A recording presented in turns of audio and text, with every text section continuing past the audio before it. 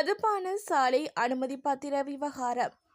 மக்களின் வரிப்பணத்தில் ஓய்வு காலத்தை கழித்துக் கொண்டிருக்கும் முன்னாள் ஜனாதிபதி ரணில் விக்ரமசிங்க மதுபான சாலை அனுமதி பத்திரங்கள் வழங்கியமை தொடர்பில் கேலியான கருத்தினை வெளியிடுவது பொருத்தமற்றது என அமைச்சரவை பேச்சாளர் நலிந்த ஜெயதிச தெரிவித்தார்.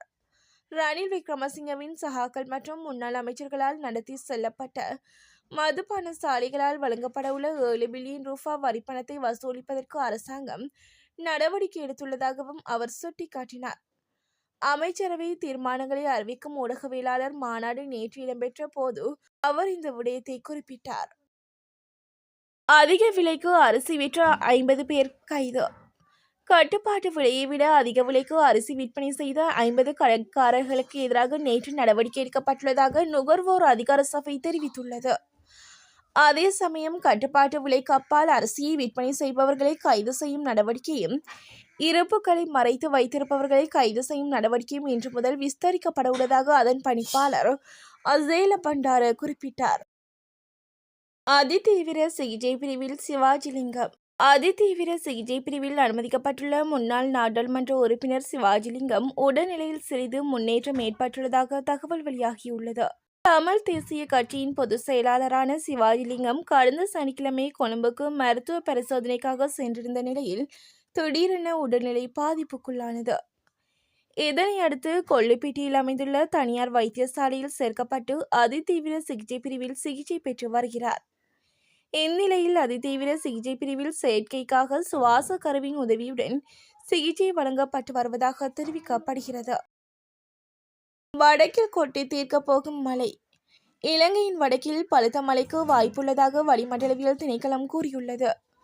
குறைந்த அழுத்த பிரதேசம் கொண்ட தென்கிழக்கு வங்காள விரிகுடா கடற்பரப்புகளுக்கு மேலாக காணப்படுவதுடன் அது அடுத்த 24 மணித்தியாலங்களில் மேற்கு வடமேற்கு திசையில் நகர்ந்து இலங்கையின் வடக்கு கடற்கரைக்கு அருகில் தமிழக கடற்கரையை நெருங்க வாய்ப்புள்ளதாக வளிமண்டலவியல் திணைக்களம் எதிர்வு கூறியுள்ளது.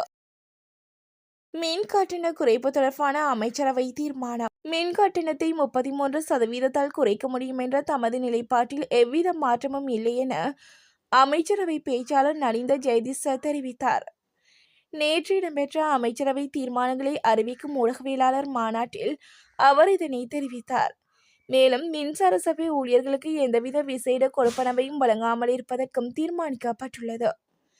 மின் கட்டணத்தை 33% குறைக்க முடியும் என்ற நிலைப்பாட்டில் நாம் உறுதியாக உள்ளோம் என்றும் தெரிவித்தார். குடும்ப தகராறில் பறிபோன உயிர். கணவனால் கூறிய ஆயுதத்தால் தாக்கப்பட்டு மனைவி கொலை செய்யப்பட்டுள்ளதாக லக்கலை போலீசார் தெரிவித்தனர். இந்த சம்பவம் நேற்று இரவு மாத்தளை லக்கலை போலீஸ் பிரிவிற்குட்பட்ட லக்கேகல பிரதேசத்தில் இடம்பெற்றுள்ளது. கொலை செய்யப்பட்டவர் மாத்தளை லக்கேகல பிரதேசத்தை சேர்ந்த 44 வயதுடைய மனைவி ஆவார். கணவன் மனைவிக்கு இடையில் ஏற்பட்ட தகராறு காரணமாக இந்த தாக்குதல் இடம்பெற்றுள்ளதாக போலீசார் தெரிவித்தனர்.